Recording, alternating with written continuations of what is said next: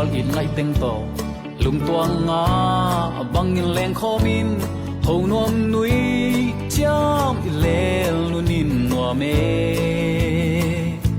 a hi zong sian min lam bang pakin sian sim tu khao bang sut kom le tua kan an nap so dang ngom lo tun le zua chin le toy teng to liai liai i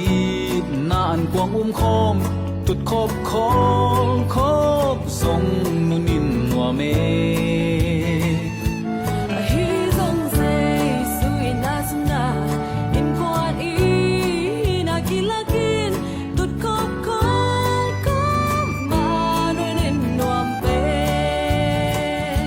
ano bin nuam me sai yon ta te lung ki tua ka i khol kut chia kun gei sim bang wang diam dia min sian min lam bang pa khom le ano bin nuam me khol pi lo wal in ngai teng to lung tuang nga bang in leng khomin thâu nuam nui cham i lel nunin nuam me a hi zong sian min lam bang pakin sian sim tu khao bang sut kom le tua kan an nap so dang ngom lo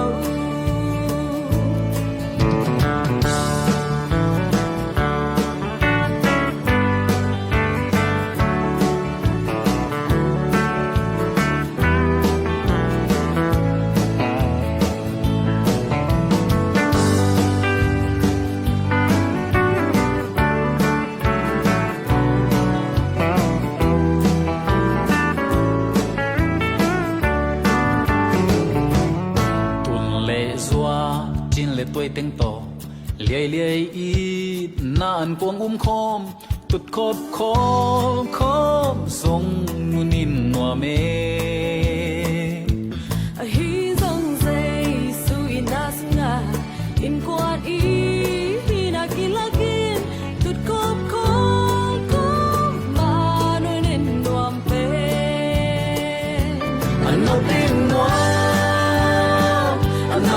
nuam me sai yon ta te lung ki tua ka i khol kut chia kun gei sim bang wang diam dia min sian min lam bang pa khom le ano bin nuam me ano bin nuam me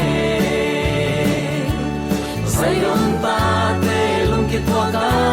i khol kut chia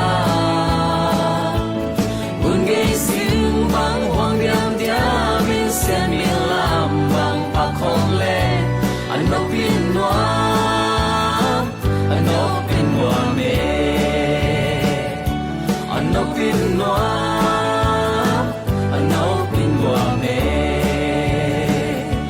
ano bin nuam